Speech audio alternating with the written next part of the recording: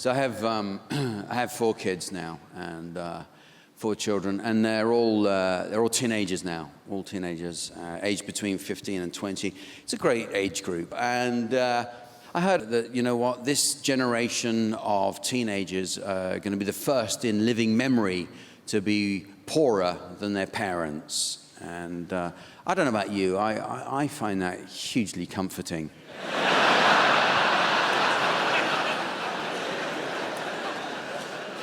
It's 3 o'clock in the morning, I'm woken up by a bunch of teenagers out in the street singing Poker Face at the top of their voice, and I'm lying in bed thinking, yeah, but I have a house.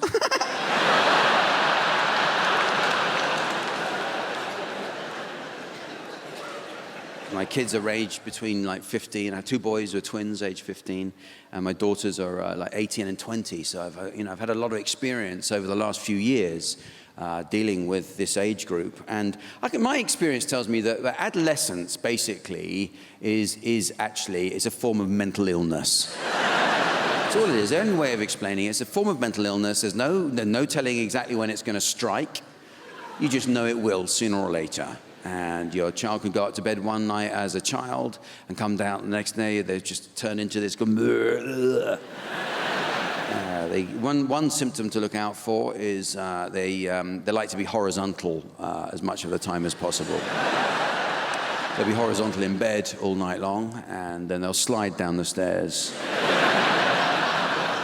and lie horizontally in front of the TV until someone comes in and turns it on for them. I actually became so concerned about the inertia of them. So I bought a Nintendo Wii. I thought, well, at least you're going to watch TV all day. You might as well be getting active, doing something, And it worked for about 10 minutes. They come back in the room. They're just lying flat on their backs playing tennis like this. And now they've got the headset, and they're playing online, Grand Theft Auto, this game, you've seen it, and you hear him in the front row, he's going, drive faster, run that bastard over, get him off his bike, reverse over his legs, get his wallet, go drive, run that nun over, go, it just goes on, And Jane said, who's he in there with? I said, he's not in there with anyone, he's playing online, that's what they do now. And she said, oh, that's creepy, that is weird, I have to put a stop to that. I said, whoa, think about it, right? He's playing with his friends, but we don't have to have the bastards in the house, right?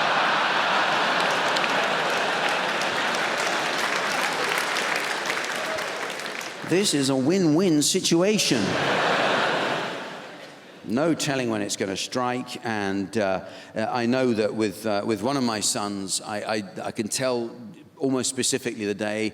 It was last November, when I knew I'd lost him as a child and the adolescent had emerged. It was November. I said, "You want to go to a bonfire party?" And if I'd said that to him the year before, he would have said, "Yeah, let's go bonfire party. Yeah, let's get a hot dog on the way here." This year, he goes, "No." I said, yeah, why not? He said, fireworks are gay.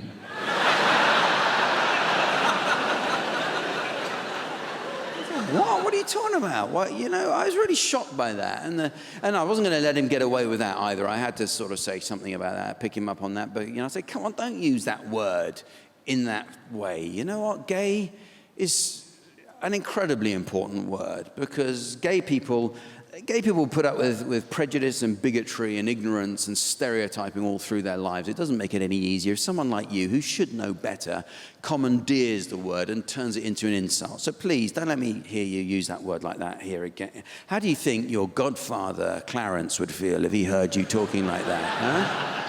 He said, why? Is Clarence gay? I said, what, with a name like that? Come off it.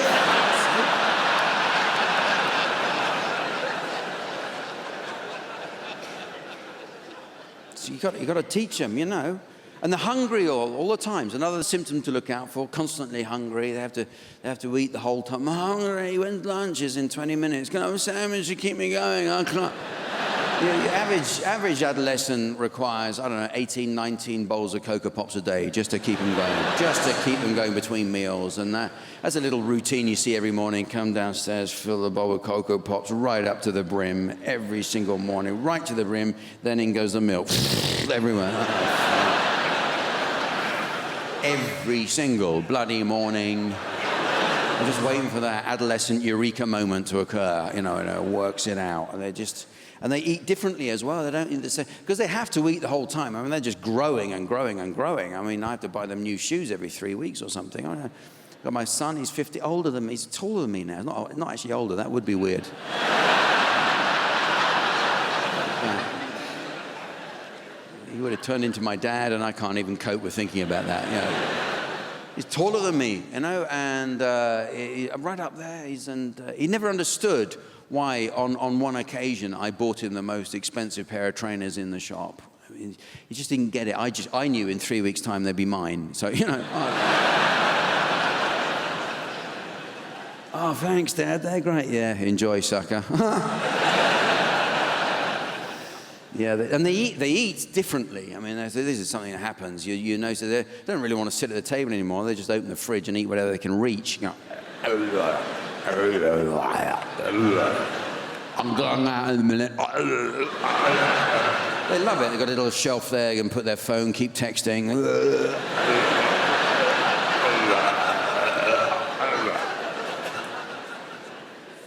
I'm pretty sure they think when they close the fridge door, someone at the back opens another door and just restocks it for them. So this is what happened on the Tuesday after this, the Monday with the trauma of the electrician coming over, as I was talking about. On Tuesday, I opened the fridge and a beer was missing from the fridge, and I knew one of the boys had a beer. Basically, this is what had happened, and it wouldn't have been the girls because they weren't at home, and they wouldn't have done that anyway. And maybe I shouldn't have been surprised that at age 15, obviously you are going to try things, aren't you? You're going to try some beer. What surprised me is that they thought I wouldn't notice. Now, how little they understand of what it is to be an adult. You don't do that to an adult. Those beers, they're my friends. That's not theft, that's kidnap. I say goodbye to those beers when I leave the house in the morning. I say, see you later on, see ya. See you, Jack, we'll be here for you when you get back, eh? Remember, if things get tough, remember our motto. Yeah, do that. I got it sorted out because, otherwise the next thing you know, they'll be taking a swig out of the old vodka bottle and that, filling it up from the tap, putting it back in. I can't have them doing that because that's what I do. Now, I'm going to get my own bat. I'll go up to their room, take some of their meth.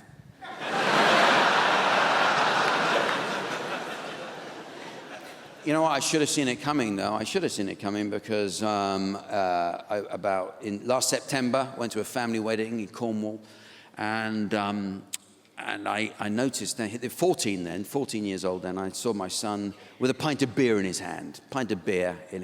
Now, call me old-fashioned. For me, that's too young to be carrying on like that. So I had to go and have a word with him. Obviously, a lot of people around, so it was a bit embarrassing. I had to go out and have a quiet word with him. I said, what are you doing?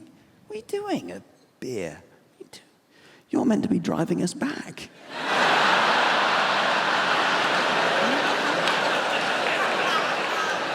3 max, okay? I'm watching you.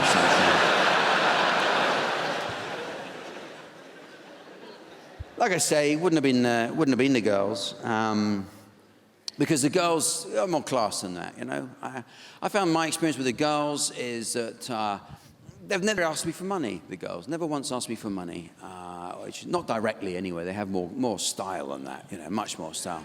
Oh God, yeah. They'll say something like, "I'm off out now, Dad. I'll be back about 2 a.m. See ya. Okay, have a nice time. Bye." But, oh, hang on a second. How are you getting back?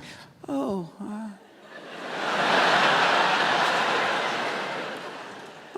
I'll walk through the woods. Have my wallet here. Have some money. Here's my credit card, the PIN number. Please don't go out. But it is sad, isn't it sad? You just can't let your kids go out now. You can't just let them out the door. And gone are the golden days, the innocent days of childhood. You see a child go out the door. Bye-bye, Dad. I'm going to a recording on Top of the Pops with Jimmy Savile. Bye-bye, Daddy.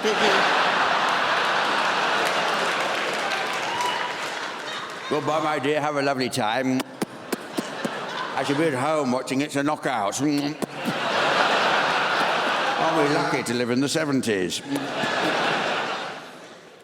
She wouldn't have done that. Girls wouldn't do that, you know. Girls, I tell you what, girls borrow. That's what they do. Girls borrow. That's their big thing. They like to borrow. Can I borrow this? Can I borrow that? Borrow off each other, borrow off you, borrow off everyone. And no concept of ever giving it back, ever.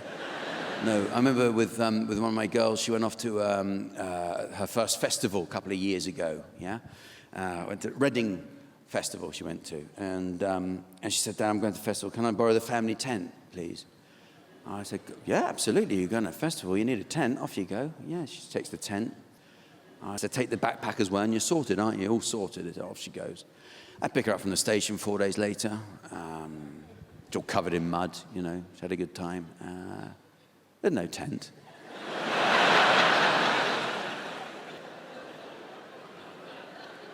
No tent. Complete absence of tent, I would say. Number of tents about her person, 0. So I said to her, where's the fucking tent?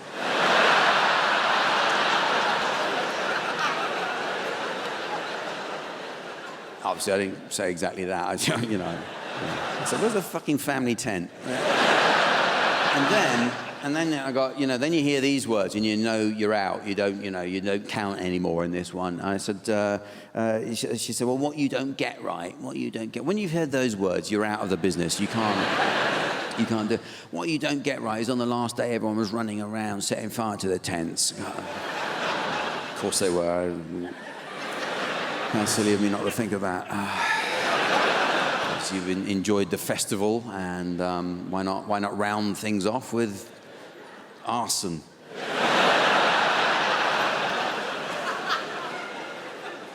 Any news on the backpack? No, I left it there. There's no point bringing it back. There's nothing to put in it.